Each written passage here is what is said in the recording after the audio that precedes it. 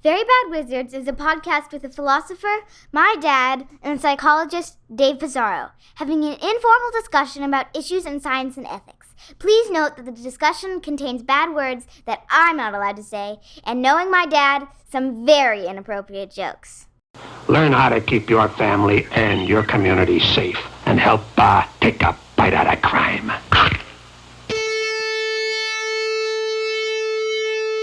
The great boss has spoken. Pay no attention to that man behind the curtain.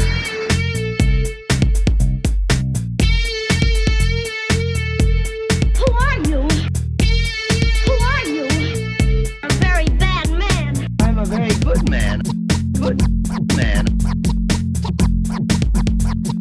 They think deep thoughts, and with no more brains than you have. Pay no attention to that man. Anybody can have a brain. You're a very bad man. I'm a very good man. Just a very bad wizard. Welcome to Very Bad Wizards. I'm Tamler Summers from the University of Houston. Dave, in 2 days, I will embark on a long voyage to Ithaca. What can I expect when I get there? Well, first thing to ask you is, have you been like fucking Calypso for the last 10 years? It wasn't my choice, you know? Like, it was non-consensual. You're going to definitely encounter a Cyclops on the way. When you arrive, I definitely will have just a random bow and arrow and some axe heads. I haven't figured out what exactly you're competing for, but we're going to have you. Yeah, maybe Nikki. Maybe. I can string a bow with the best of them. I'll just go eat all your stores of, like, you go through your entire herd. Veggie meat. Veggie meat, that sucks. I took all his tofu. I just stay there. I won't leave. I eat all their tofu. You can smoke all of Bella's weed. Oh, does Bella have weed in the house? That's good. Yes. So does Nikki. Is Bella going to be there? Yeah, she will. Oh, cool. Yeah. So you can smoke with them. And I'll be like looking out the window with like the rain. I was thinking you should smoke for the AUA. On record right now, Dave has just, with that pause, he has committed to, for the first time, getting stoned on this podcast during an AUA that we record when I'm there. I've mastered the art of pretend. I'm like an undercover cop. I've mastered the art of pretending. That's what I can expect is like to be immediately arrested. All right. So today we are going to be talking about the novel Solaris by Stanislaw. How do you pronounce that? Stanislaw? I think Stanisław. I think so. Yeah. I should have looked that up. Out of basic respect. This will be the first half of our obligation to the VBW Patreon community who voted in VBW Madness, our tournament of topics. Solaris novel and film, because the second half will be about Tarkovsky's movie Solaris. That was a winner, and it just, much like France, just went right through the tournament. Although, unlike France, I don't know that I would have predicted it, but yes. But its time had come, and I'm glad. I'd never read Solaris, and I think it's great. Like, I'm really excited to talk to you about it. Yeah, we haven't talked about it at all, so this is exciting.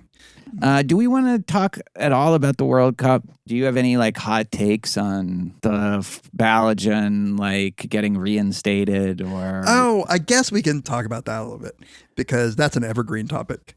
Like it's like when your mom goes to your coach and says like he's not playing enough, put him in. But your mom happens to be like a donor. Yeah. Like imagine feeling that way about Trump making a phone call to reinstate on your behalf. Yeah.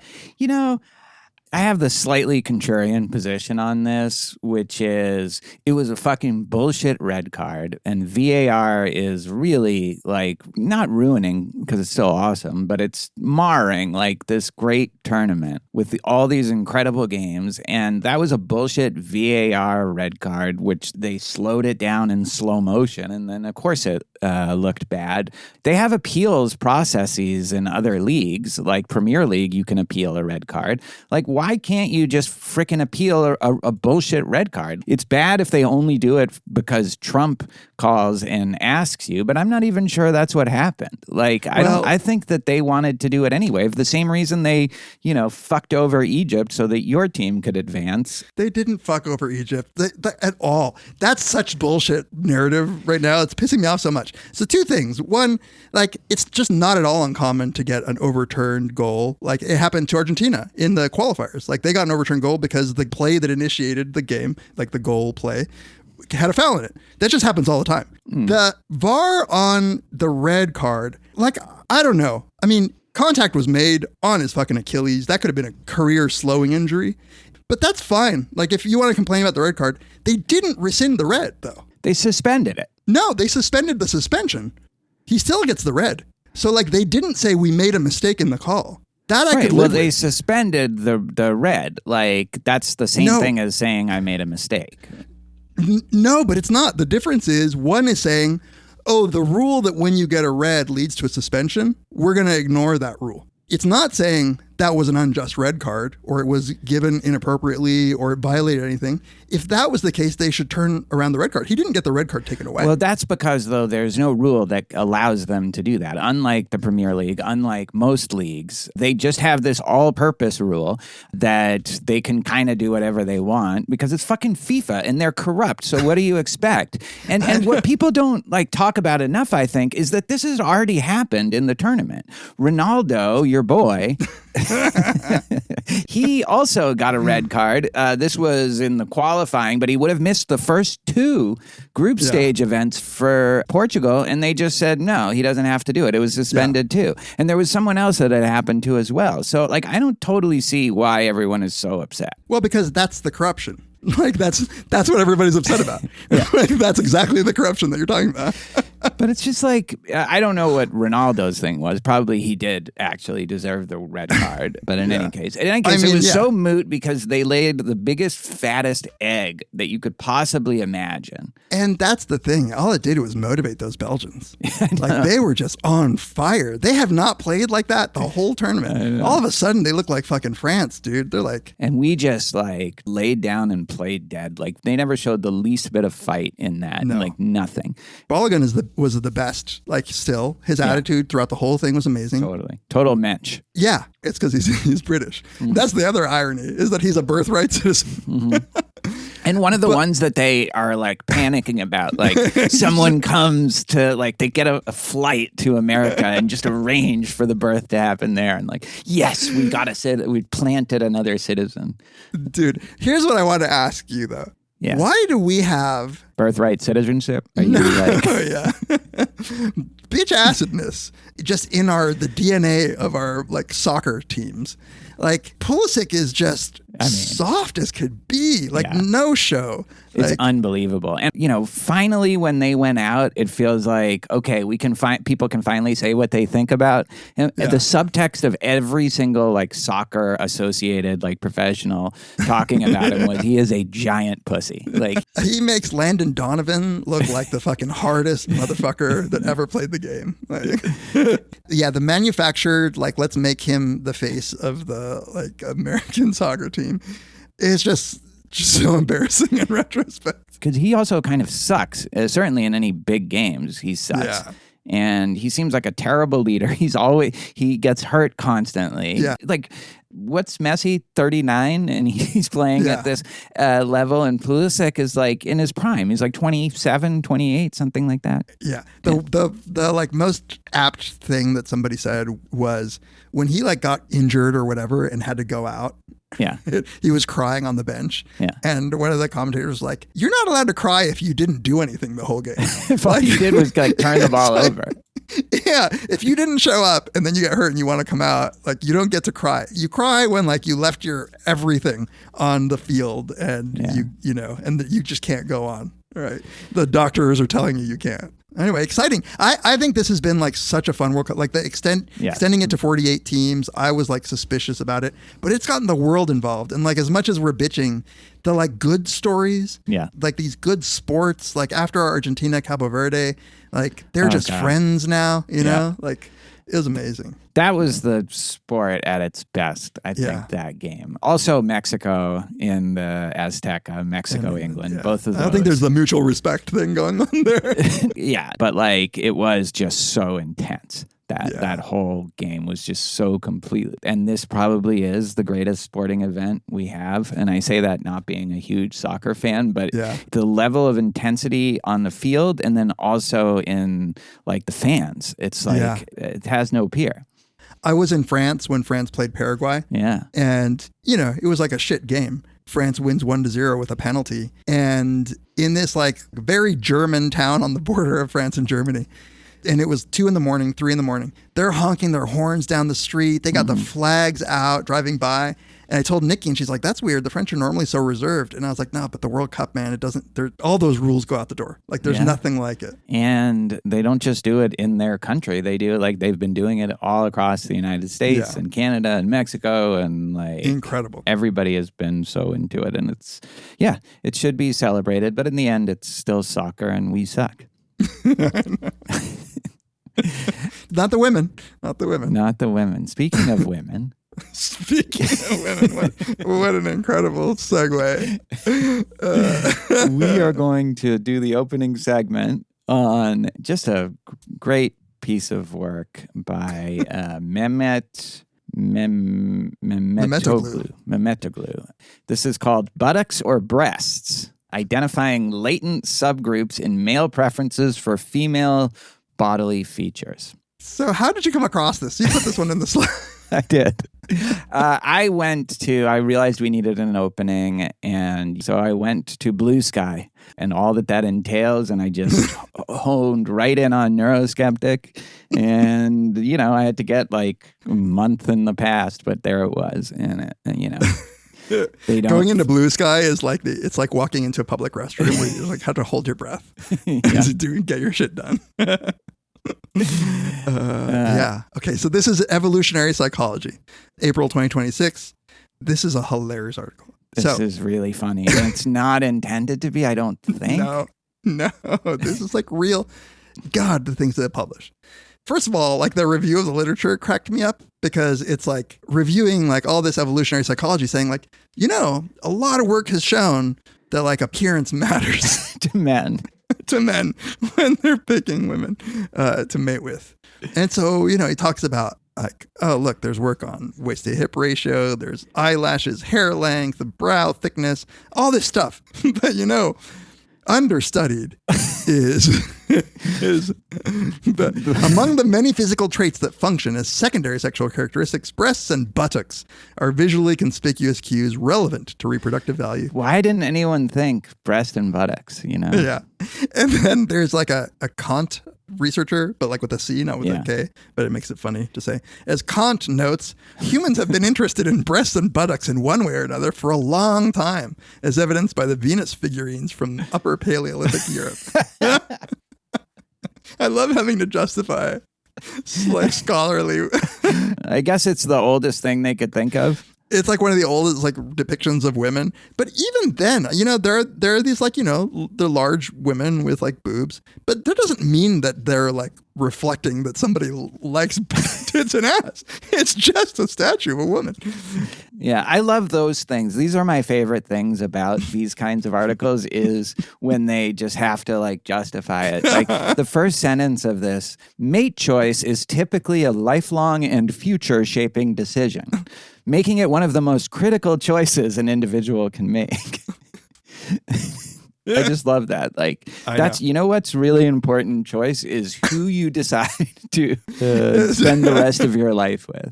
So let's look at how guys like tits and ass. Just tits and ass. It's just that's all. Okay. I guess to summarize the article, because it's really simple, it's not asking just like, do guys prefer tits or ass? It's asking, can we come up with a profile of guys where there's like a cluster of things that they like and you fit into one cluster or another? So what he ends up doing is tossing in a couple of other measures that we'll talk about because I don't know why the fuck they're in there. The egalitarian. The egalitarian. And The materialistic. materialism. That's just so random. So he's like, yeah, it does this like latent profile analysis where he's basically saying like, let's take a look at how these people seem to like categorize into groups.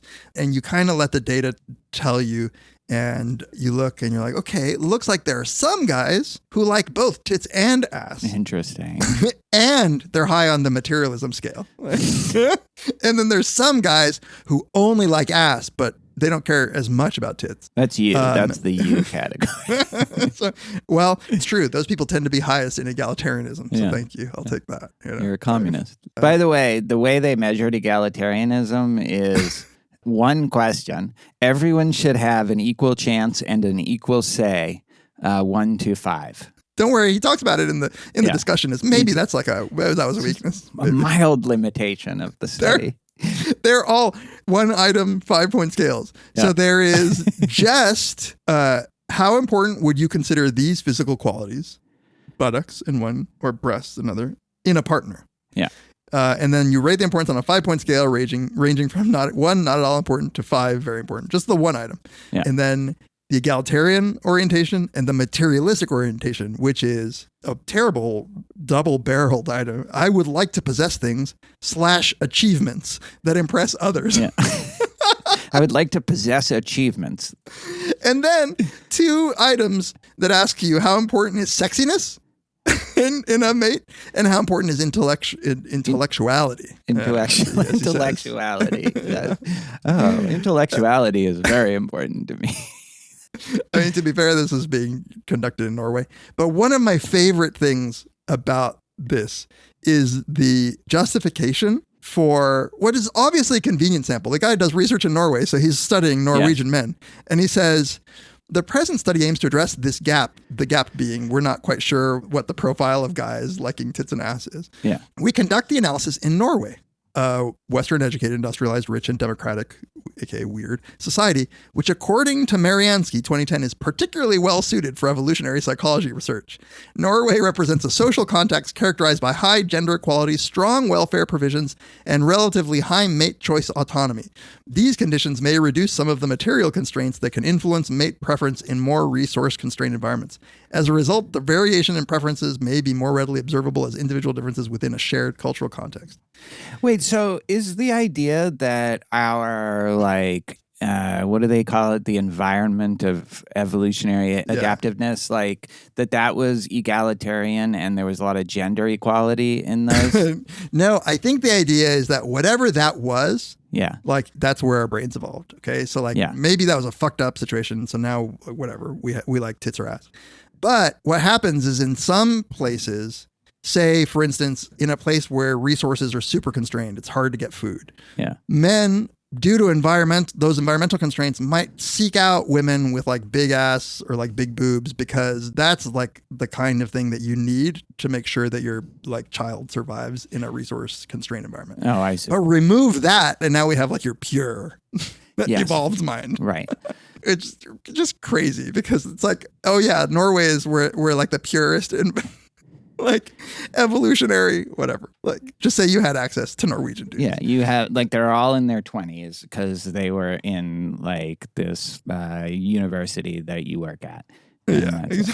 But it really is just those they got this is an easy study to participate in. Yes. You got like 4 questions, 1 to 5. That's it. Yes, you're done. Exactly. That's it.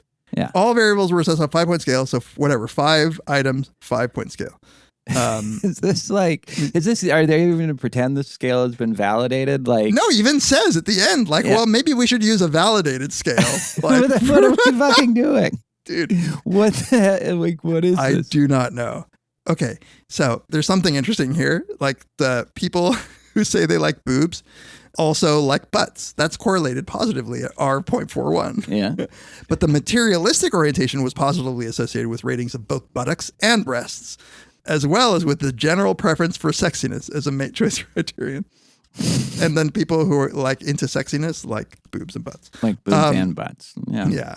Counterintuitive, but I guess. And then materialistic and egalitarian orientations were negatively correlated, they say. and it's like barely. It's like minus 0.1, and it's not even statistically significant. So no, they weren't. Right.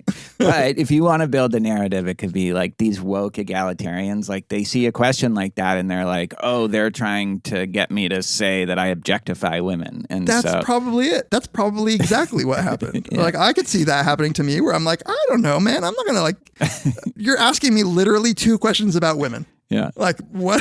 Like, do I like their butts or do I like their boobs? Like, and how important is it to you? Yeah, how important? Right, right. It's not even do you like it. It's how important is it in a partner. So the main result, as I understand it, I'm sure I'm wrong, so you can correct me, is that there's very few people who just like breasts and they don't care about the other stuff, or that's like if you're a breast guy, you also care about this other stuff. Whereas the same isn't true for buttocks. That's buttocks, exactly right. You can that can just be your thing. There's no pure T. There's only the T and the A and then the A, but there's no pure T. Yeah. Yeah, that's right. Like, so they use this whatever latent profile analysis, which I don't know much about anyway, but to create these groups with these latent profiles, so you can kind of say, you got to make some judgment calls here. But he's like, look, it looks like there's 4 groups, and he has a little chart. So there's moderately body-oriented people who are like, they like boobs and butts, kind of like in the middle of the pack. There's the highly body-oriented people who like boobs and butts. There's the high. And then there's like the people who, like you just said, like butts, but they don't care that much for boobs. And then he looks at the correlation between these groups and egalitarianism. And as you were saying before, no surprise, people who are really into saying they love boobs and butts are just less likely to say they're egalitarian and more likely to say that they're materialistic and they like sexiness. So I couldn't even find him talking about what this means for any theory. Like, why pick the egalitarianism and materialism? Like, what larger theory are they testing out? Yeah. Do they even say? I also was kind of looking for that. Like, why choose it? Was it like the porpoises in the South Park Family Guy episode where it's like they just randomly put things to the top? Yes. There was no justification. It's just so weird. Yeah. So here's some of his conclusions. What do these findings reveal? Well, it is well established that men place greater emphasis on physical features when evaluating potential mates, presumably compared to women. We have lacked clarity regarding which specific features drive this preference. The current study provides compelling evidence that breasts and buttocks significantly shape men's perceptions of female physical attractiveness, doing so for over 90% of the Norwegian men in our sample. Because that's all you asked them to rate, though. Right. Like, if you're saying, like, what is it about the physicality of women that men like? Weirdly, mostly butts and boobs. But, like, that's all you asked? That's all you asked. That's not so weird. Like, if it's a Quentin Tarantino, like, you didn't ask him about feet. So, like... That should have been in the discussion section. Like, what? Future research. Yeah. Should immediately explore, like, we're wasting time here. Like, the study should already be, like, the mediating factor of feet. Okay, this one is my favorite. Equally interesting is that our study highlights a subtle yet important point, buttocks function as a more central cue than breasts in structuring male preference patterns in this sample. While the evolutionary psychology literature often gives the impression that these 2 features are equally valued, our findings challenge this assumption. Specifically, we identified a distinct subgroup of men, parentheses, buttocks oriented, who showed a marked preference for buttocks, but no corresponding subgroup that prioritized breasts exclusively. This asymmetry supports an earlier observation by Dagnino et al. 2012, who also reported a stronger preference for buttocks. One possible explanation is that buttocks may have had a longer evolutionary history in influencing male mating psychology, thereby leaving a deeper imprint on male preferences. It's so funny.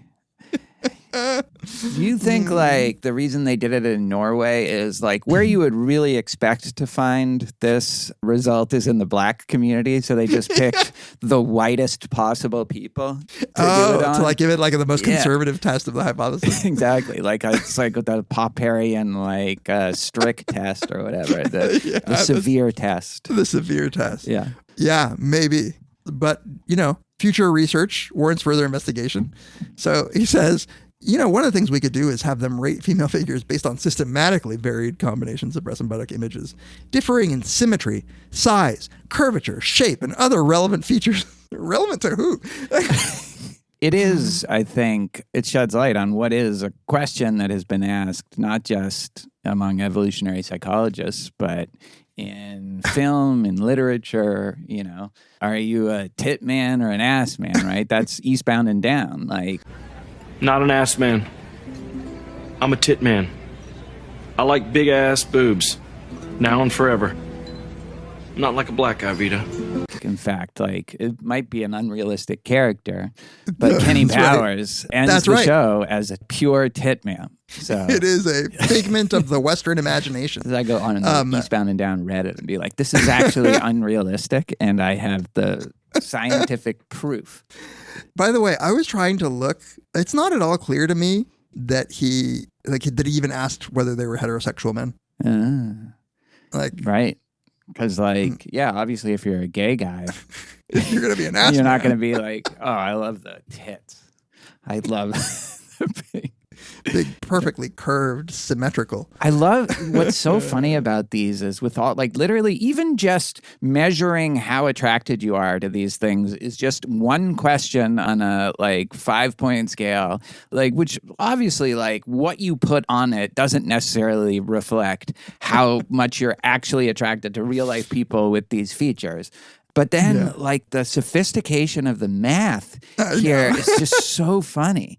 It's to capture the anticipated heterogeneity in the data, specifically the presence of latent profiles or classes, an LPA was conducted using M+ version 8.10 LK, facilitated through the M+ automation package. It's, as we say, it's polishing a turd. It's lipstick on a pig. But like you said, it was easy to run. It really was. For those who are curious, the mean values here are, if on a scale of 1 to 5, you ask men in Norway, these men, how important are buttocks to you? The average is 3.91. How important are breasts to you? 3.37. How egalitarian are you? 3.97. How materialistic are you? 2.8. How important is sexiness? 3.84. Intellectuality? 3.78. So, Well... It is a study, and what would you answer to these questions? Let's close this out with that question. How important are these in your partner? I mean, I would put ass above boobs. Right, so that's the difference between us. Yeah. But I'm being erased from history by this paper. Although, of course, I'm sure you also care about other things as well. Yeah, I mean, that's, maybe their eyes. Maybe their eyes. You're trying to figure out, what, I know I'm supposed to care about something other than tits or ass. I don't know, maybe the eyes. I don't like chicks with split ends, in their hair. Let's see, what else am I supposed to like? It's pretty much just those two, Smell. actually. Yeah. Oh God! Well, if only we lived in a place like Norway where culture wouldn't matter. We'd just be pure evolutionary mind would show. All right, we'll be right back to talk about another, long-standing scientific quandary, but one that is fictionalized in Stanislaw Lem's Solaris.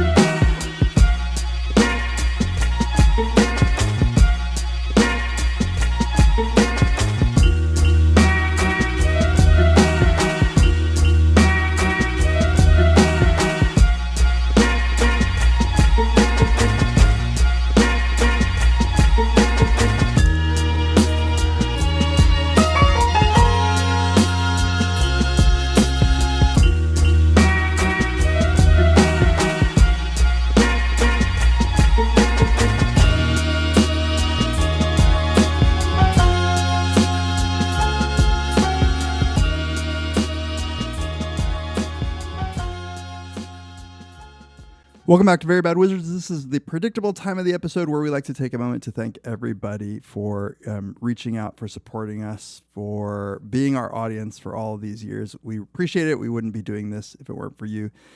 If you want to get a hold of us, you can reach us, verybadwizards@gmail.com. We read all the emails. We don't always answer them, but we like getting your messages. You can tweet to us at Tamler, at Peas, or at verybadwizards. If you want to get in some arguments with some like-minded contrarians, you can join our subreddit or go to reddit.com/r/verybadwizards. You can follow us on Instagram at verybadwizards. You can listen to us and comment on Spotify and rate us there, and on Apple Podcasts if you so desire. 5-star review. Tamler's next to me commenting. 5-star review, please. Yes. And if you want to help us in more tangible ways, you can always join our Patreon. You will not just be supporting us out of altruism, though you'll get some stuff back. And if you join at $2 a month and up, you get a bunch of ad-free episodes, our entire back catalog ad-free, and you get access to the beat compilations that I've put together over the years, and I'm currently working on number 10, so that should be out soon. At $5 a month and up, you get all of our bonus content. This includes not only what I just said about ad-free episodes, but you get to listen to our monthly Ask Us Anything episodes. You get to listen to a rich back catalog of episodes that we've been doing for the last 12 years or something ridiculous, including things like our Ambulators podcast about Deadwood, The Ambulators, our Reintegrators podcast with Paul Bloom, a bunch of random episodes like Tamler's done a bunch of David Lynch episodes with some guests. I've done a couple of Star Trek episodes, one-off movie episodes. It's like hours and hours. I don't think you could... Noir Summer, right. You'll probably die before you finish listening to all this, is what we're saying, for only $5 a month. You might want, as a result, you might want to die by the end. At $10 and up, you get all of that, plus you get to vote on an episode topic that we're talking about today. That is a direct result of our listeners who suggested and voted on episode topics. Good choice. Yeah, we got milked 2. We're going to milk 2 of these. You get access to our 5-part Brothers Karamazov series. You get some lectures from Tamler on Plato Symposium, some intro psych lectures from me. And they hear that. I bring them up every time. And finally, at $20 and up per month, you get all of that. Plus, you get to be part of a small group of people who get to ask us questions. Not only ask us questions, but watch us answer them. And if you are part of that tier, you'll have seen our very awkward Ask Us Anything that we filmed in person, where we can't seem to figure out whether to look at each other or the screen or our screens. And I keep putting the chair falling down. The chair's falling down. I spill some shit on myself. It's just gold. And finally, if you want to pick up some swag, you can go to our Very Bad Wizards support page. Really, it's now just a link to Cotton Bureau where you can get shirts, all kinds of clothing items. But now you can also get mugs, glassware, a few other items with our Very Bad Wizards logo. So thank you to everybody. We really appreciate it. And now on to the episode.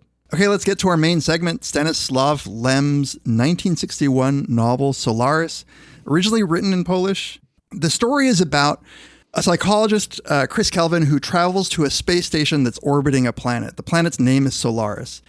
Apparently, the planet was discovered about 100 years ago, and it's just covered by a vast ocean that scientists over time have come to believe is living, is shown signs of intelligence.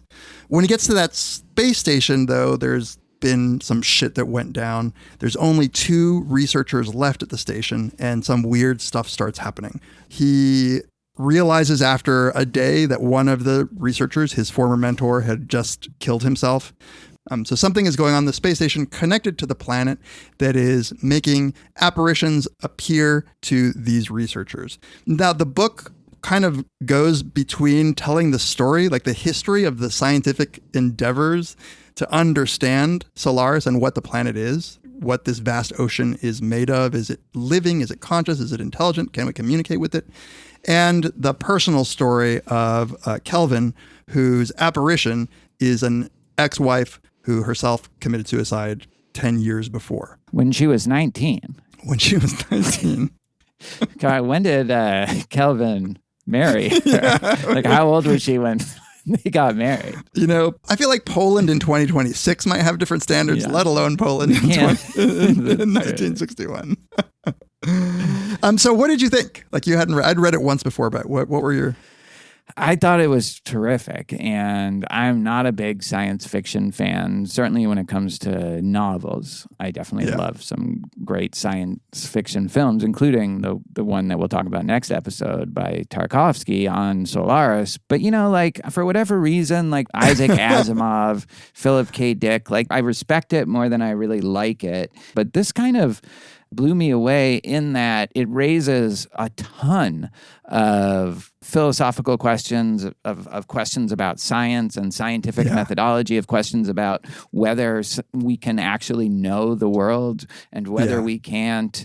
And, you know, just trying to figure out like what that ocean could be a metaphor for. You know, is it a metaphor for consciousness? Is it conscious? Is it a metaphor for art? Is it a metaphor for the universe? Like, I think it could be all of these things, but it can't be just one of them. Like, it doesn't allow you to give a reductive explanation. And in that sense, it's a really rich text.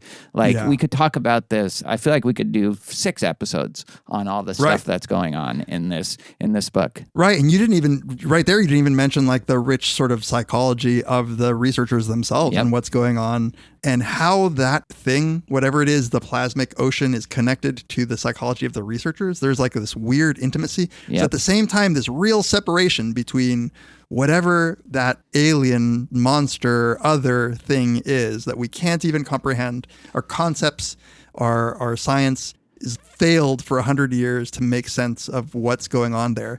And yet it forms an intimacy with these researchers. And that seems purposeful, but there's always the question of whether it is purposeful or not. And it's unknowable. It seems like, you know, I think it ends on the note that it's unknowable. And he is undulating to a point where he feels optimistic that, well, I don't even know what he expects at the end. But he does end on a slightly optimistic note, given how kind of dour he is in the last third of the book, but it raises these questions that we've talked about a lot, I think, especially with regards to consciousness, but with regard to so many things of what can we understand with our limitations, our epistemological limitations, our conceptual limitations. Like, does that close us off from understanding something like Solaris? And it explores that terrain really well, but it's also fairly moving without being in any way sentimental. Right. I don't think like a Cold War era Polish author could be too sentimental. Maybe not, It's as sentimental as it gets. Science fiction writer, Right, that's true. So what you were saying about sci-fi, I was a little worried when I started rereading it. I was like, oh man, this is jumping right into like the sci-fi elements. And I was like, I was worried that you might hate it. But then as I started reading more and remembering how rich it is in all of the stuff that exactly the notes that we hit and like some of the stuff that you really care about, I was like, this will be. Yeah, it has that real kind of science studies critique of science. It's so good. It's so layered. And all of these things connect. So you were mentioning some already, like our epistemic limits. Can we ever know everything that we want to know about the natural universe through our methods and with our brains? Then there's the can we ever know the mind of an alien that is so different from ours that we, even if we got into their head, we would be like completely confused because there's no common ground. This thing evolved on a planet that has completely different conditions. It's made of different stuff than we're made of. It's whatever the mechanisms that are making it be able to, one of the things it does is create these great physical structures just sort of out of the blue. No one knows why and how. Like, it's not made of the same stuff as us. And I think that Lem is really trying to nail home like this thing that, you know, like the hardcore anthropologists, especially around that time, would say things like, you can't ever know somebody from another culture. Like it's like you're closed off Yeah. from truly knowing the experience of somebody else in a culture so different. And as humans, we have a lot of common ground to rely on. Like we share the same physiology by and large. You know, some of us like boobs, some of us like butts, but Yeah. but we can get past that. Maybe. As a difference. Yeah. I can't really understand an ass person. Like I'm closed off epistemically, you know? Yeah, So you're I gay? You don't like... Are you just trying to have anal? Like Yeah. what's going on? So there is like the not knowing how the universe works because the scientific, like the human mind is limited. There's the like total otherness of this creature. And over again, he has these, the history of the science that he, in a very Borgesian way, you know, Yes. makes up like this whole intellectual history that he's guiding you through of like the 100 years of studying. And Lem goes out of his way, I think, to say, and then some people thought that it was like the very first thing he says was like a relative of the electric eel, which is a ridiculous comparison, but it was the only thing people could think of as analogous. And every analogy that we tried to come up with as humans for understanding that planet, that intelligence, that thing completely fails because there is no analogy that can be had because analogies rely on some common understanding. Right. Yeah. And so even asking if it's purposeful doesn't make sense because maybe purpose isn't a thing that it has. That's the thing that I think it highlights the problem with determining whether it has a purpose. Never mind whether like what that purpose is, but even whether it has a purpose. So like one of the things that this thing does is like some sort of look into your consciousness, your subconscious, and it creates a character that will then be or look exactly like a person. And as you said, in the narrator's case, in Kelvin's case, it's his ex-wife who killed herself, that he feels kind of guilty for the fact that she killed herself, and he probably should feel guilty because she was threatening to, and he says, I don't think you have the guts, and then he kind of walks out on her.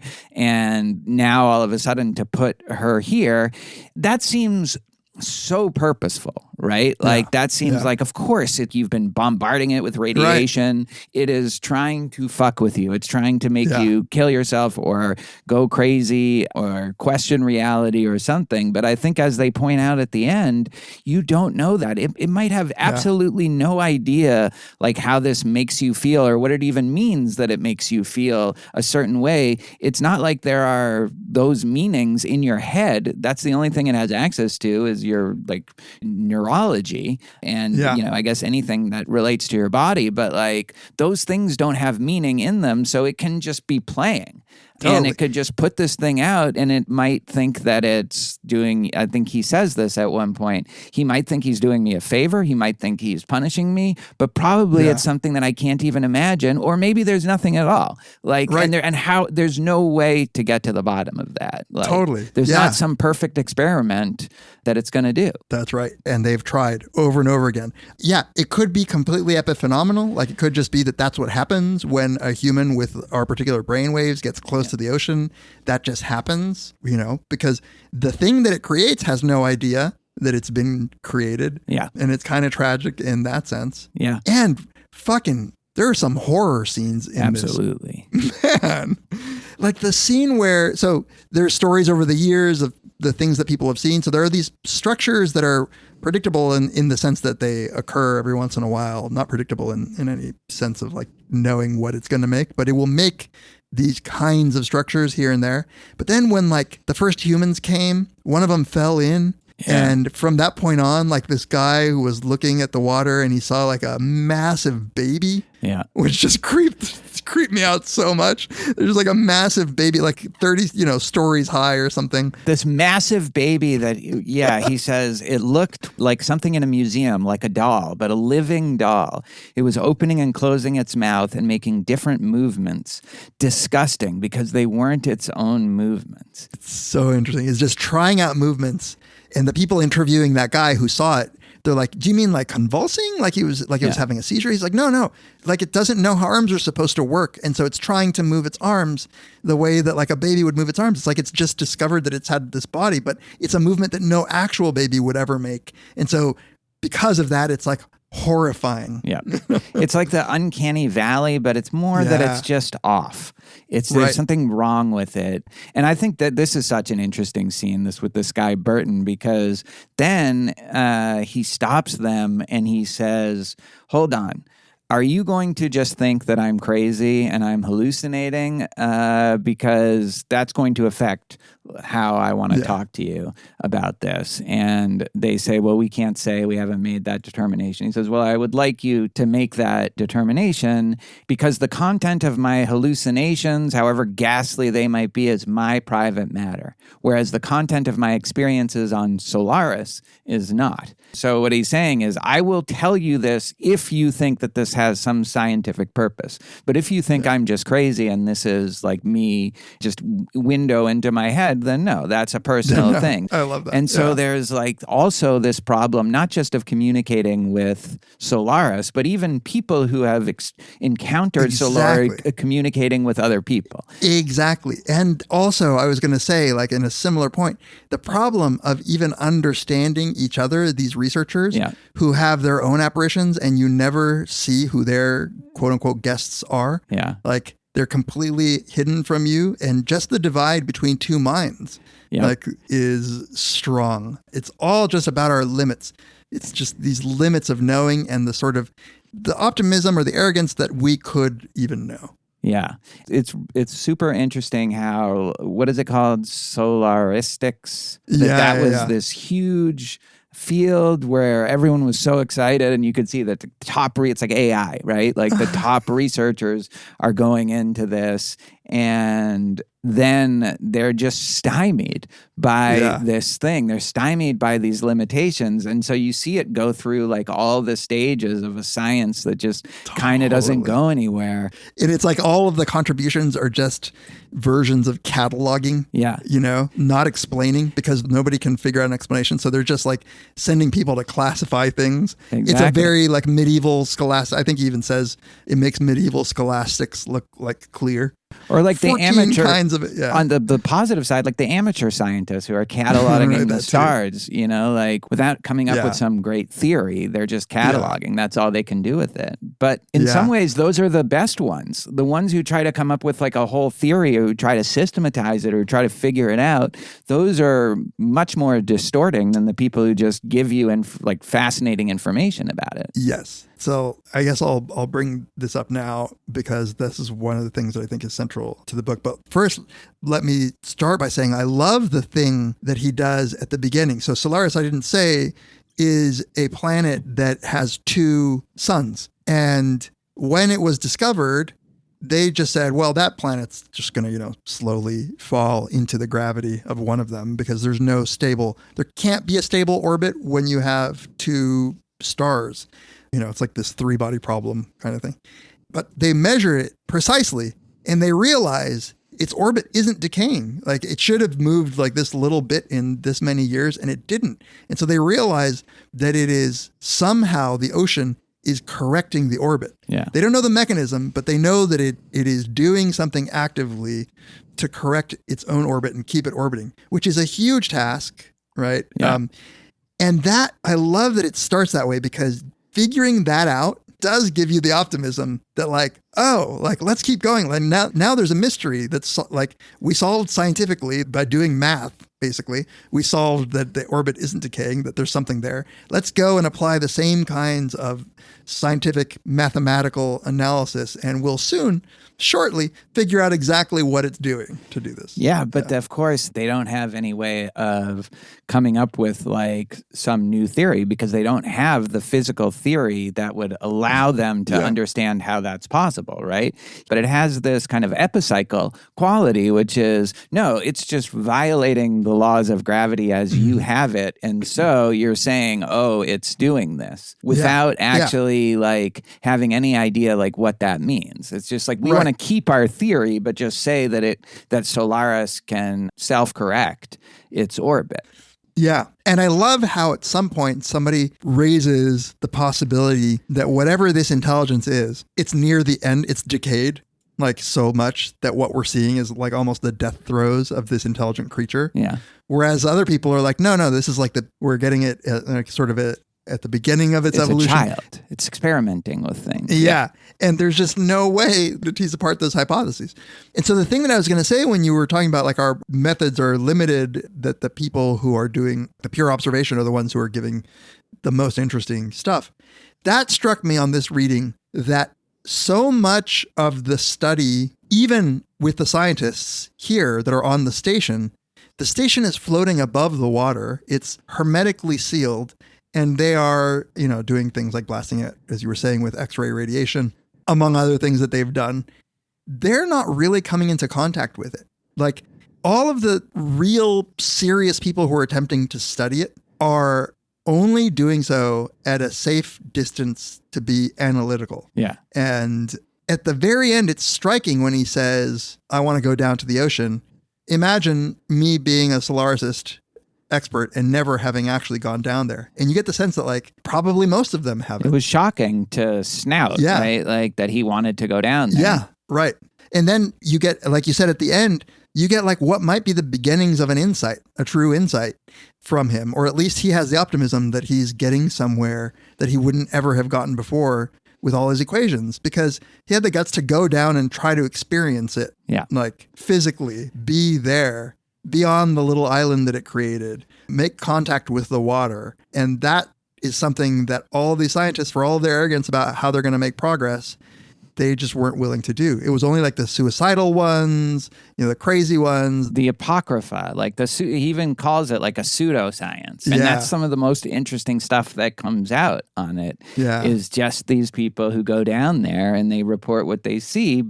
And you see that with Burton, or who was the guy that we were talking about before, that the pilot. In describing what he saw, they don't believe him. They think it's a hallucination. This is why you have to stay up in the ship, is because then we can be objective. Then we can see it for what it really is. But, then we're just projecting a different set of things on it, and we run into a different set of insoluble problems. At least when you go down in there, you're actually making contact with the thing itself, however mediated that might be by your, senses and your interpretation of what you're seeing is. At least you're in contact with it and not just looking at it from above. And meanwhile, getting these visitations from these guests, as they call them. Right. Or at one point, they want to make it sound scientific, so they call them like G somethings. Yeah, G apparitions maybe. G formations. G formations, yeah. And one of the first things Kelvin says when he finally convinces, what's his name? Snout, to open the hatch and let him go down into the ocean. The first thing that he says is that he notices how different the ocean looks from the outside. Like a station that's like literally right above the water with windows. Yeah. But it's not until he's actually out there, right? Even just being next to it looks completely different. So the method that they've been using to observe, while they think it's like this, like you're safely hermetically sealed, but you have windows, so that's okay. But even then, it looks completely different. Yeah, so there's this guy, I don't know how to pronounce it, but it's Giese, Giese. Here's how he describes him. He says, Giese had not been especially inspired, but such a quality can only hinder a scholar of Solaris. It may well be that the imagination and the ability to formulate rapid hypotheses is nowhere more harmful.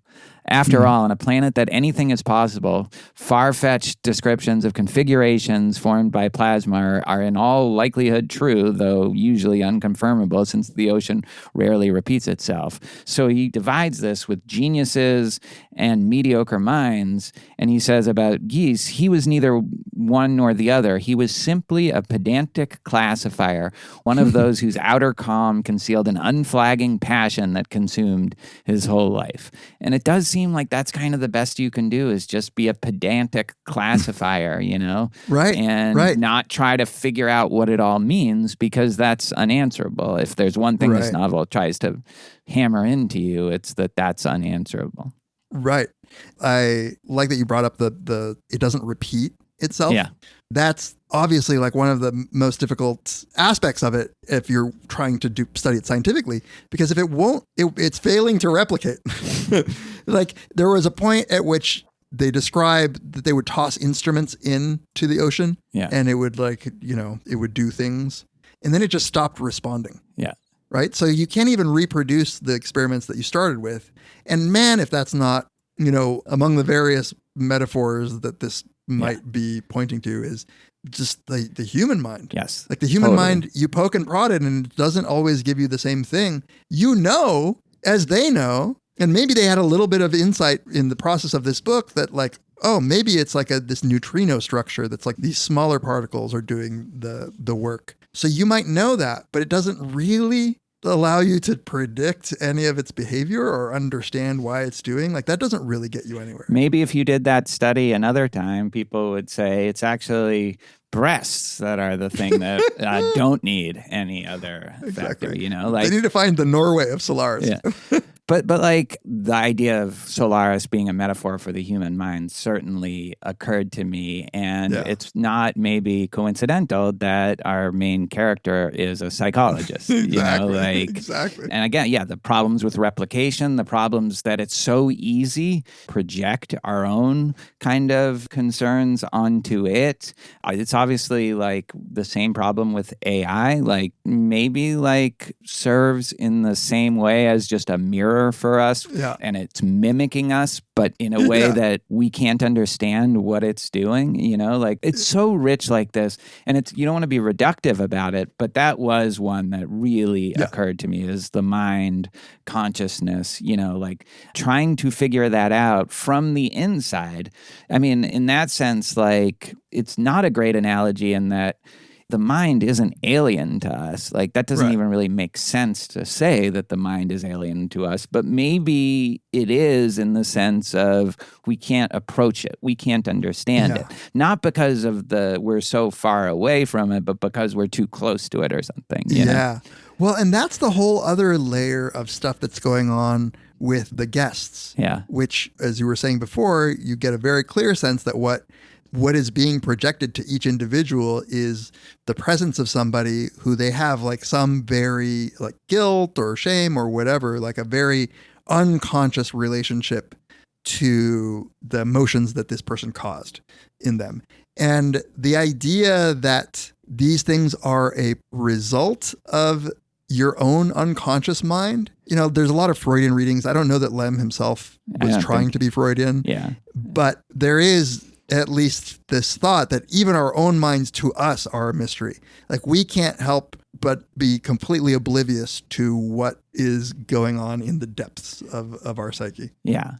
So that part of, I don't know, how I understand Freudianism, I think is, I get that interpretation, but the difference is he thought that you could uncover it, right? Like, and then you would be released. And that's clearly not the case. I mean, as I read it, you get the sense maybe at the end, the possibility is still there. But I was so convinced by the skepticism that runs through most of the book. Yeah. I think he's pointing to like maybe the idea that our own mind, that we don't have access to our own motivations, our own desires. These, like, it's a mystery to them. Why did this person show up? Other than like that, this, maybe I'm feeling really guilty about it.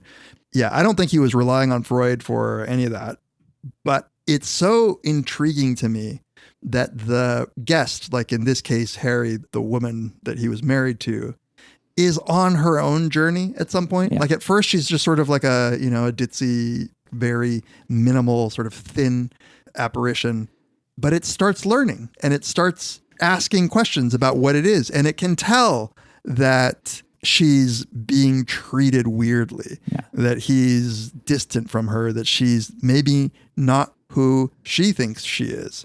And at the very beginning, she will not leave his side. And he's so freaked out that the first version of her, really creepy. The way in which he kills that first one is crazy, right? He's just like so freaked out. He locks her in a rocket and launches the rocket into orbit. And she's basically destroying the rocket as it's going up. Like they're freakishly strong, right? Because they're not made of the same stuff as we are. And she's yelling in a human and inhuman way at the same time and busting open the rocket as it seems. And he's like in horror that this thing that looks like his dead wife, he just launched in a rocket. And then she shows up again the next morning, or a different version of her.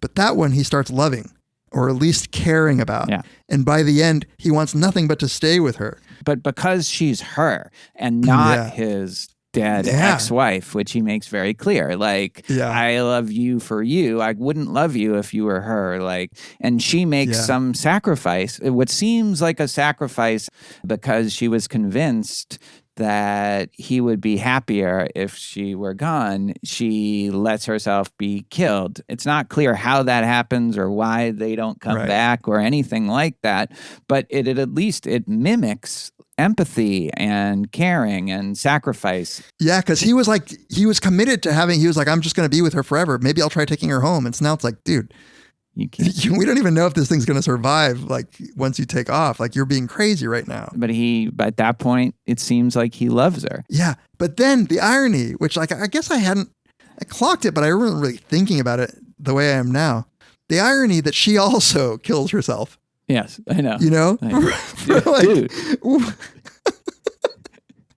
like for whatever reason, you know, I think I got caught up in the caring part. Like, oh, she's really horrified at not knowing what she truly is. And two, she cares enough for him that she doesn't want him to be encumbered by her. But for whatever the reasons, like two versions of this have killed themselves because of him. Yeah.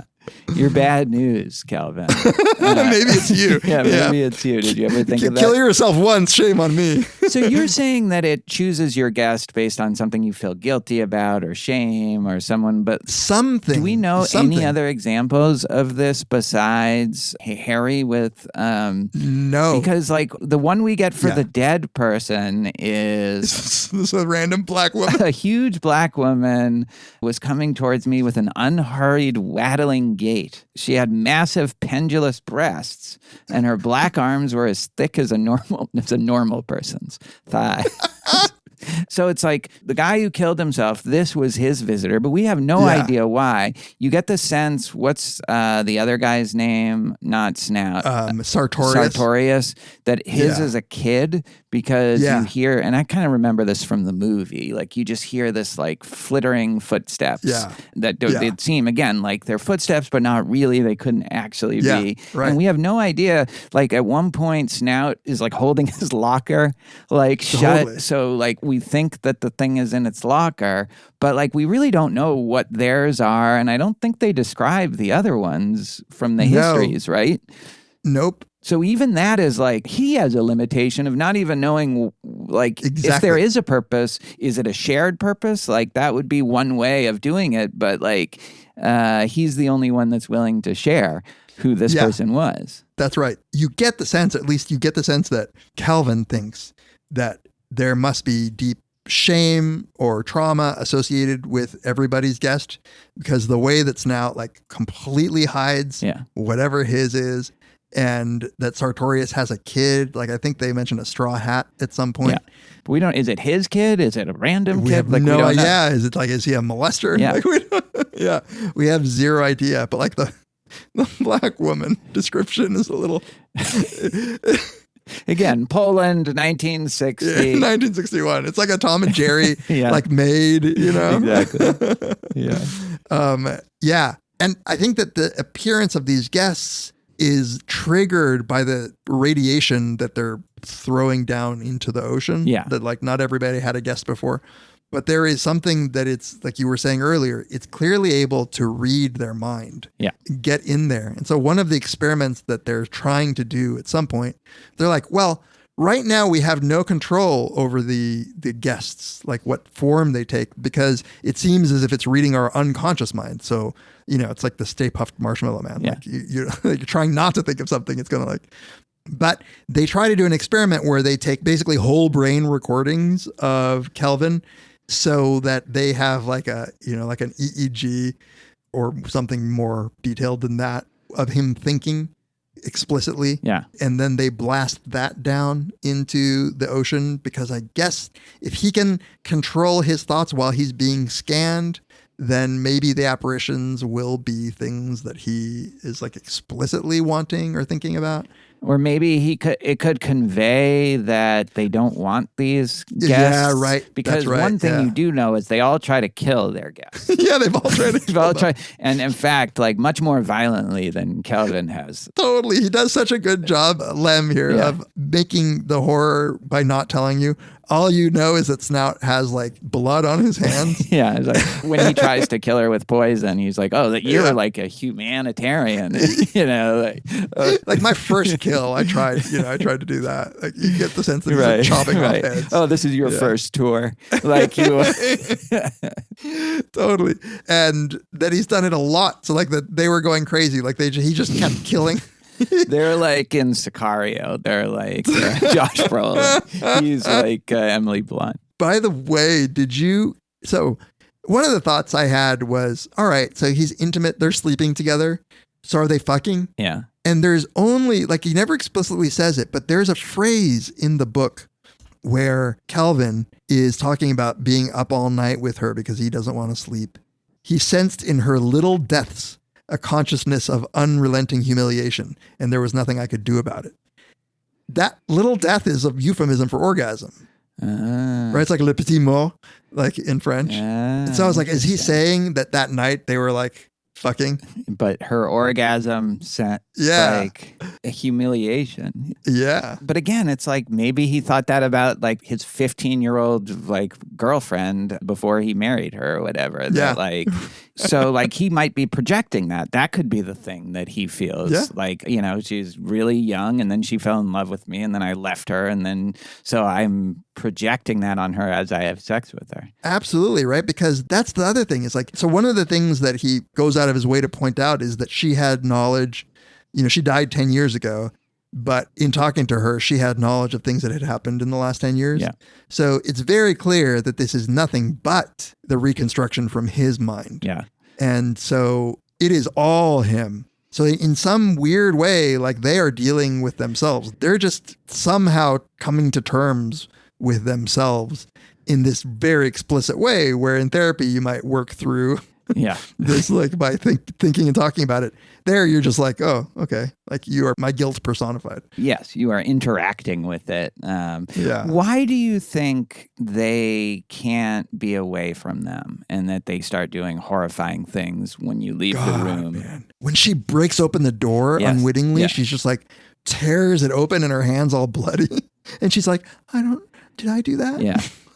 So how do you interpret, what is Lem getting at with that? Yeah, I don't know. The way that I think I interpreted it, at least originally, was that you've created somebody who, A, really wants you. So like you've made a person who is just like desiring to be with you in whatever way. But then I was like, is there some sci-fi reason? Like that they can't be away from the brain waves of the person that generated them? Like, will they crumble into non-existence if they're at too far a distance from them? Yeah, they depend on the person. On the host. Yeah, and they have some kind of survival instinct that they don't understand themselves. Yes, and they seem to black out. Yeah. And there's a point where Snout is like, look, there's an answer to this. That rocket that you sent up in orbit with the original version, we could go see it. We could see if she's still alive. And he says, we don't even need to do that. We could just radio it and see if she's still alive. So it would be at least a test of the hypothesis that they die if they're too separated from you. And he doesn't want to do it. But he doesn't want to do it. Yeah. One thing that occurred to me, but it doesn't totally make sense. If you think of it as kind of a projection of the self, but not an other self, but like a projection of your own self. Yeah. Sometimes if the sense of self is fading, it starts fighting to come back. To keep you there. There. The voice inside your head. Yeah. This sense of, no. Like, I need to still be here because if I'm gone, I might be gone forever. It's like this fear of extinguishing. Well, yeah. I think there's something really there about that because I think it's not coincidental that the metaphor of being a drop in the ocean, of the ocean being the thing that we think about when you're one with everything. Mm-hmm. And I think that at the very end, he's let her go and he's going to basically fuse with the ocean. I think he's experiencing the oceanic feeling. Right. Or he's going to try to open himself to it. Exactly. You know, like he Yeah, may still try to ward it off. He might fight it. He might fight it, but at least. But he's doing the initial steps, right? He's putting his arm out and it's like the water is looping over him. Yeah. And he's like raising it to try to like get closer to it. And his dreams are very much becoming an ocean, you know, like the sense of self collapsing and getting stretched out. Yeah. And he doesn't know if he's the thing being stretched out or the thing observing the thing being stretched out. Yeah. Yeah. So I think there is something about that oneness that he's giving into. And the only other people that have landed in the ocean, I think, are either suicidal or it's been an accident. Yeah. And I think that he's might be the first one to just like willingly surrender to it. Surrender to the ocean, yeah. Yeah, that's interesting. And people are on various stages of it. But like you said earlier, the people on the ship, they are keeping this very sharp divide. It's hermetically sealed. Like, you know, the kind of dualism. That is the object that we are studying, and I am the subject that is studying it. And he is trying to break down that barrier a little bit. Yeah. And how the fuck did these guests get into our hermetically sealed chamber? They don't even question that or ask that question, right? They do once. They say like what, or maybe in his narration, he says like what possibly would be the mechanism for them getting inside. Like this is hermetically sealed. Yeah. But it's like, it's still made of something. Yeah. You know, it's they like even still like has to dissect it, right? Like that's where they come up with the neutrinos idea. Yeah, that part was cool because like it's like on the surface it looks human. You start zooming in, the skin looks human, the cells look human, the molecules or whatever the proteins, and it's only when he zooms in all the way that it's completely a different thing. Yeah. Which is, you know, again, like the AI analogy also, like it's like it seems so much like it. There's a Chinese room. This is like a proto-Chinese room thing that happens at one point. I think it's when Snout is talking to him at the end and saying like, they don't know what a person that you feel guilty about, like they don't know what that means. Like they don't have this understand the concept of guilt, that those things aren't written into your brain in, you know, ocean Solaris language. Like if it even has that, like, so there is this question of like understanding that gets raised too, of they are just going through, it's not an algorithmic process, but it's a process that doesn't seem like it could have the categories of understanding that it would allow it to go, oh, I am going to bring back this person that will make him feel shame. And, you know, like those things can't occur to an ocean, you know, like just from looking at neurons, or at least we don't think. Whatever it is has no conception of individuals. Right. You know, might think that the station orbiting is just one thing. You know, it's just looking at some neural representation that's distributed across the thing. And I like how Lem, in the description of the scientists having these discussions about what it could be, one of them proposes that this just skipped the stages of evolution that we would have to go through because it's not adapting to its environment. It is its environment, you know? And then, you know, in a very hand-wavy way of doing it, they're just like, and then it just might have sped through like some evolutionary process that led to intelligence. Like the hand-waving that you do to try to say how consciousness evolved. Yeah, exactly. And the otherness of a thing that's not only just not embodied in the way that we are, its intelligence didn't have to adapt to any of the things that we adapted to. So of course it doesn't have emotions. Of course it's unclear whether it needs intentionality, because what is the thing that is the planet itself? Like what does that need intentionality for? Right. There's no goals that it can have. And so much of our evolution is social, and it has, there's nothing social about it. It's the only thing. Yeah. And so we are just as strange to it as it is to us. I love the reminder of what it would really be. Like in this sci-fi way, it's always frustrating to just say like, watch Star Trek, say, and the aliens are all like what we call forehead aliens. This is like a humanoid thing with like different shit on its face. And you don't often get the truly other. Yeah. Like you wouldn't understand. And sometimes they do. And in fact, there is the Deep Space Nine thing that I looked it up because I was like, this has to have been inspired by Solaris. There is some creatures that live in a great ocean. And when they're in the great ocean, they are one. They don't have individual consciousness. And I was like, oh, that is just straight up from Solaris. But in a sci-fi show, it's not going to be interesting because we can't understand them. So like we have to have aliens that like talk to us and look like us, because you can only go so far with an ocean that has no idea what a goal is, let alone what language is. Well, that's what he does so brilliantly. You know, so like he good. honors that, and that's clearly important to him. You know, it feels like almost like his mission statement is this is not going to be something that you can wrap your head around. We cannot know. Yeah. The arrogance to think that you could know. It's satire. It's satire over science. Like all of the anthropomorphic ways in which people have tried to explain it. He's having a go at that. Like, isn't it stupid that you would think, oh, maybe this is like its arms. Maybe it's having a seizure. It's like, wait, are you so little-minded that you think that it's an electric eel? Like, or No, it's exactly. And like, there's one point in this history where the scientists are talking to each other and exchanging theories, but they don't even know if they're talking about the same thing anymore.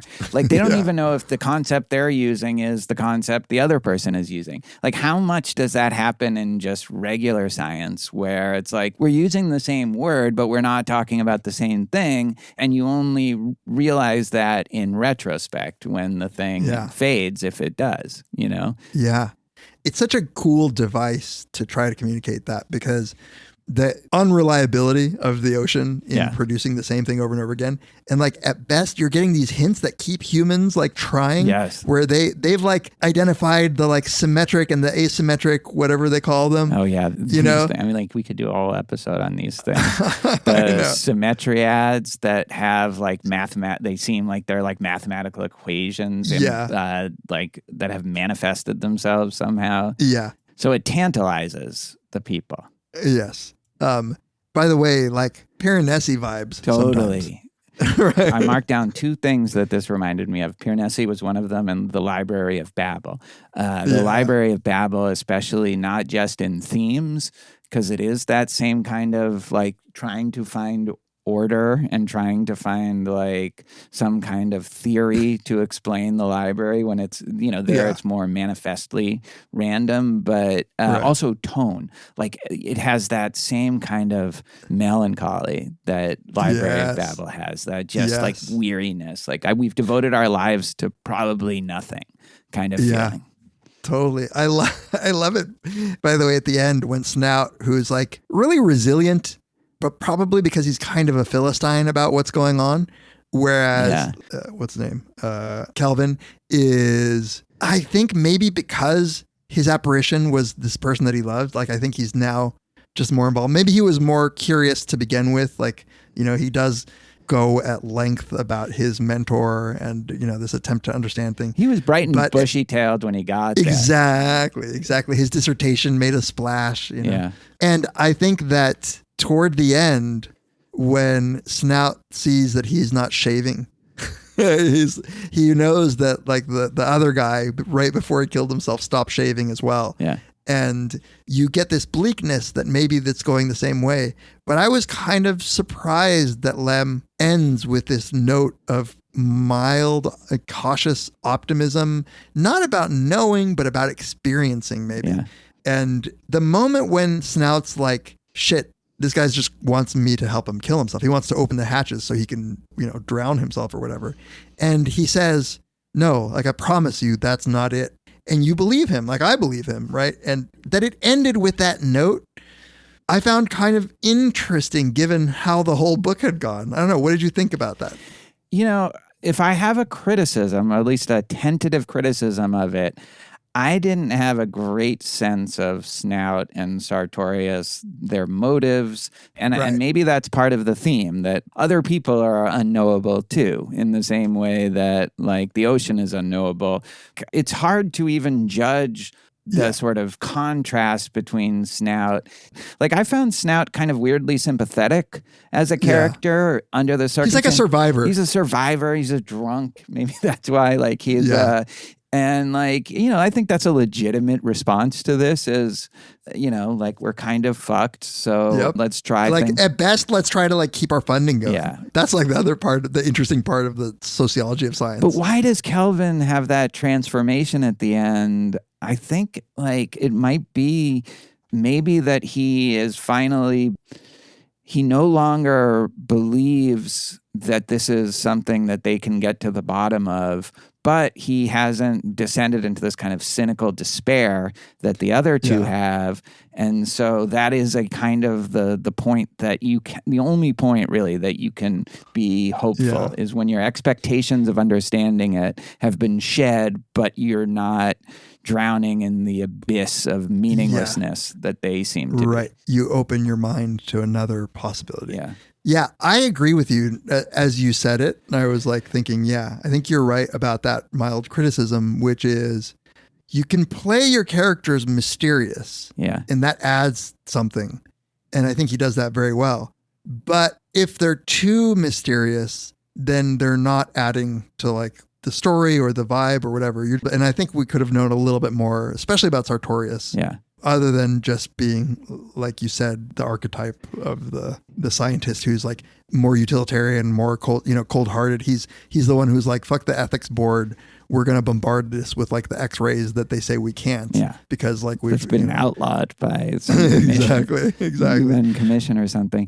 I think it highlights the isolation of the Kelvin character, because you could imagine that they were on the same team. Like, we got to figure out what to do. And instead they just get occasional video calls and like notes that are left. And it's like immediately they are excluded from collaborating, it seems like. And so in that sense, I think it gives up the mood of like, and given that our window is Kelvin, it's like the fact that these people are just kind of blipping in and out and we don't know what they're up to and we don't know what they think we're up to. Like, I guess that adds to the feel of it. Yeah. So this conversation has made me think that here's one, like without endorsement yet, but the optimistic take. You were kind of saying this already, but let me see if you agree with this possibility. What happens with Kelvin that is unique is that whatever apparition that was created for him, the combination of his being like accepting of her, like for who she is, rather than trying to kill her like he does with the first one. Yeah. And the kind of evolution that she goes through and the act of true caring and sacrifice that she seems to genuinely have at the end there, that moment represents the first true communication between the ocean and the human. Like, up until then, it's been met with nothing but resistance and horror or cold analysis. And this, for whatever reason, that the guest that was created for Kelvin did the trick. Maybe it's being bombarded with X-rays and it's like, this is my last ditch attempt at trying to like connect with these people. And I'm going to create these guests for each of them. But for one of them, it's just a random stereotypical black maid from the 1960s. The Tom and Jerry.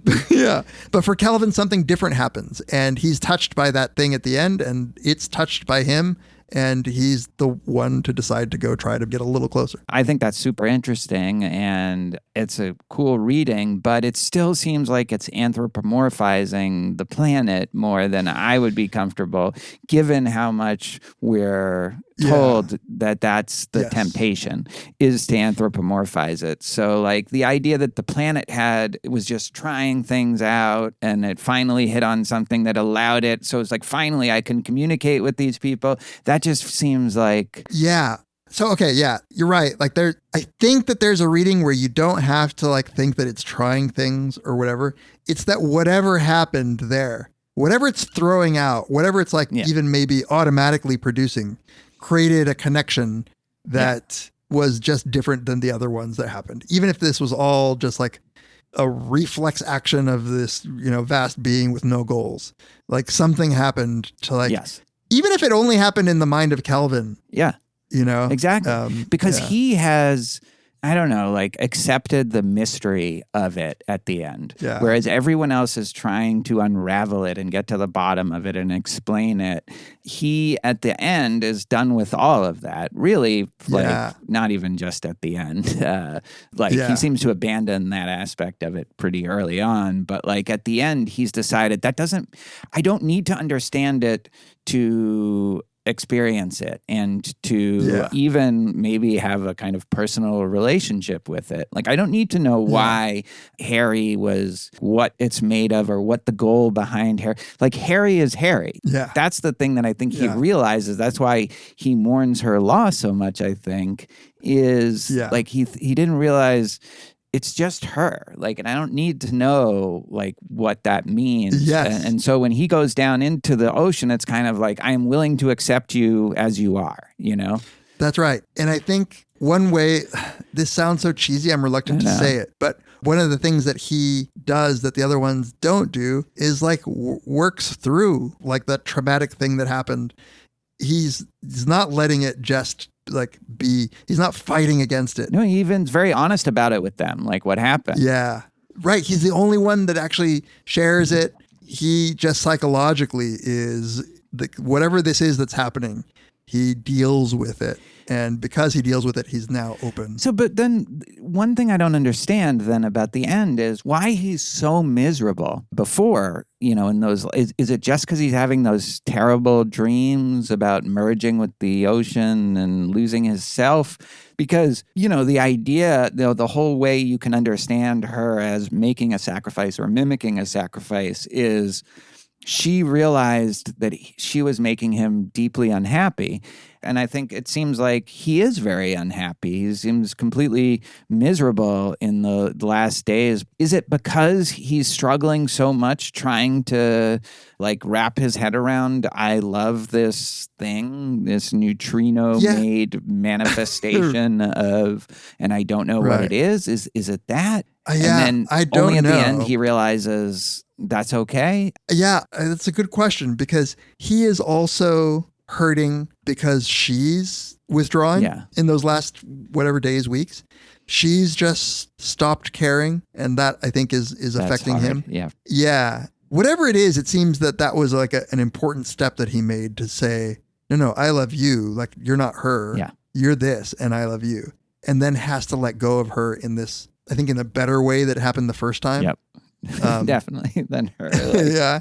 You know, one real possibility is that this is all just fucked up shit that's going on in this guy's head. And then at the end, he jumps into the ocean. Yeah. You know, like, I mean, I think there's always this question throughout the book of whether people are crazy or not, whether they've gone insane. Like, he has to come up with some like ingenious experiment at the beginning to prove that he's not experiencing psychosis. Yeah. And then you realize that other people have done that too, you know, like, so he absolutely could be at the end. Yeah. That's the thing. You never know. I like to think that he had, more than anybody who's been next to the planet, he had whatever it was doing to his mind, he was able to like work through it. And whether there was intention or not, what it was doing to his mind destroyed kind of the other people, but it didn't to him. He ended it with a real desire to say, fuck the other ways that we've been trying to know this. Let me know this. Yeah. Let me give it my best shot, which is to be there. And let me be open to whatever it is. Yeah. Yeah, you know, like, it's so interesting. The book itself is a metaphor for the ocean, you know, like, you can try to understand what it is, but like, if you try to get too theoretical about it, you're going to be missing the point. Exactly. And there's no way to know, you know, like, and there's no way to know. It's a vibe. Like, he's giving us a vibe, like a very complex vibe, but a vibe nonetheless. You know, there's just so many touches. There's like the little girl that he remembers at one point in a classroom where they're talking about the symmetriads, and he's going into all the like details of like the mathematical equations that it somehow is manifesting as. And then this little girl, well, I guess she's not little, she's 15, but she raises her hand and says like, but what's it all for? And like the teacher gives her a stern look, and then it's like, but that's the question. Like, that's the key question at the heart of it is, what's this all for? And the answer is, in a very kind of Camus myth of Sisyphus type way, you can't know. And it's so perfectly distilled in some innocent girl just asking a question that you're not supposed to ask in solaristics. Like, but why? Dude, I love just the like boring shit that is like there's the foundation and there's the institute and they need funding, and like that stuff is like such a perfect satire of like the institutions that you're relying on and how they are self-propagating. Yeah. Like they exist so that they can keep existing. Yes. They're not making progress. And so that moment is like an emperor has no clothes, even though she's not trying to point out the emperor has no clothes. It's just like we're doing our thing. Don't ask that question. Yeah. Don't ask that question. We don't want to get our funding pulled. And that they're even concerned with like writing a report at the end, and submitting their report. Yeah. That's very funny. That's like, that could be in a cop, like one of these like noir things where at the end they just got to write the report. Like this whole thing is so fucked up, but they just got to write their report because that's their job. Yeah. Yeah. Like, at some point they're alluding to they want to at least get the funding to keep going. Yeah. Like, I'm just like, why? Yeah. Like, why do you want to be there? Yeah, because it's not like the world has moved on, it seems like, for the most part. They're like, all right, well, we don't understand that, so let's move on to other stuff. There was some descriptions of the science that I have in my notes. Solaristics, wrote Muntius, is a substitute for religion in the space age. It is faith wrapped in the cloak of science. Contact, the goal for which we are striving, is as vague and obscure as communion with the saints of the coming of the Messiah. Exploration is a liturgy couched in methodological formulas. The humble work of researchers is the expectation of consummation, of enunciation, for there are not nor can there be any bridges between Solaris and Earth. Yeah. Now that the religious impulse is looked down upon, we have to find other things to express those spiritual, and we just kind of falsely think that, oh no, this is objective, this is science, but it's that same kind of spiritual impulse. And then there's other parts where it's just like, oh fuck, I feel like he's talking about us, or he's talking about the solaristic sciences. He says, a confusion of hypotheses, the reviving of old ones, the introduction of trivial changes rendering them more precise, or, on the contrary, more ambiguous. All this began to turn the field of solaristics, which despite its breadth had been rather straightforward up to this point, into an ever more entangled labyrinth full of blind alleys. In an atmosphere of general indifference, stagnation, and discouragement, a second ocean of futile print seemed in time to be accompanying the ocean of Solaris. So good. It's so good. And it's from 1961. So you just realize how much this stuff has always been going on, Totally. It's great. A second ocean. Yeah. So when they're talking about the metamorpha and the memoids or whatever, they said the ocean played an active part in the design of the devices, though all this happened in complete darkness. What does it mean to say it played an active part? It modified certain components of the equipment lowered into it, as a result of which the discharges registered would change, and the devices record a multitude of signals that were like fragments of some advanced analysis. But what did it all mean? Perhaps these data captured a temporary state of excitation of the ocean. Perhaps they were impulses that gave rise to its immense creations somewhere thousands of miles from the researchers. Perhaps they were expressions of the ocean's eternal truths. Perhaps they were its works of art. Who could know, since it was never possible to produce the same reaction to a stimulus twice? So this is the replication problem. Yeah. Since one time the response would be the explosion of impulses that almost blew the apparatus up, the next time profound silence. Since no experiments could ever be replicated, it always seemed as if we were on the brink of deciphering this constantly accumulated sea of readings. So it always seemed like you're on the brink, but you never can know, because like we don't even know what it means to say like it played an active part. Like we're so far, we have so many like semantic obstacles, and yeah, so good. Well, the good news is we can continue to talk about it, but this time in relation to the movie next time. Do you remember the movie well enough to like consciously compare them in your mind already? There's certain things that I remember. I'm pretty sure he does put her in the rocket ship to try to kill her, in the movie. Yeah, I have a vague memory of that. I have a vague memory of that, and that being the little pitter patter of the feet. Like I remember that for whatever reason. Of course I remember that it was this woman that was there. I know Lem didn't like the movie. Yeah. Well, I'm also now curious. Jeffrey Watermill, friend, patron, has said that we should watch the newer Solaris, the Soderbergh version. Yeah. And I wasn't tempted until just recently. I'm tempted to. I had the same exact. I went through the same process, and it's also like 90 minutes or something, isn't it? Really short. Oh, really? So maybe we should do that. Maybe we'll do a bonus episode on that one at some point for Jeffrey. For Jeffrey, God knows. Isn't reading his AUA questions enough? All right, great book. Really just exceeded my expectations. I did not expect to like this as much as I did. Yeah, I knew I liked it, but it's just, as always, like reading in order to talk, like the richness really came through even more. It's a good translation, and I'm glad that it exists. It's, if you read a little secondary stuff, you can tell the difference. Some of them have only read the older one. The names are different, but also... Yeah, like I just think the prose style, and I know the family was very happy with this translation as well. Yeah. All right, good job, Stanislaw. Good job. You finally get what you've always wanted, the approval of two random podcasters. Very bad. 50 years later. I'm excited to talk about this in relation to the movie, and it's just you get to watch a Tarkovsky movie. That's fun. So exactly. All right, join us next time on Very Bad Wizards. The great Oz has spoken. Pay no attention to that man behind the curtain.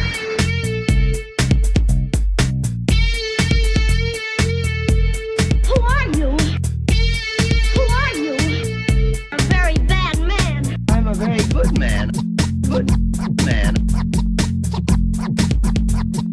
They think deep thoughts, and with no more brains than you have.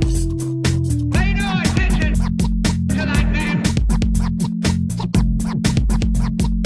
Anybody can have a brain. You're a very bad man. I'm a very good man. Just a very bad wizard.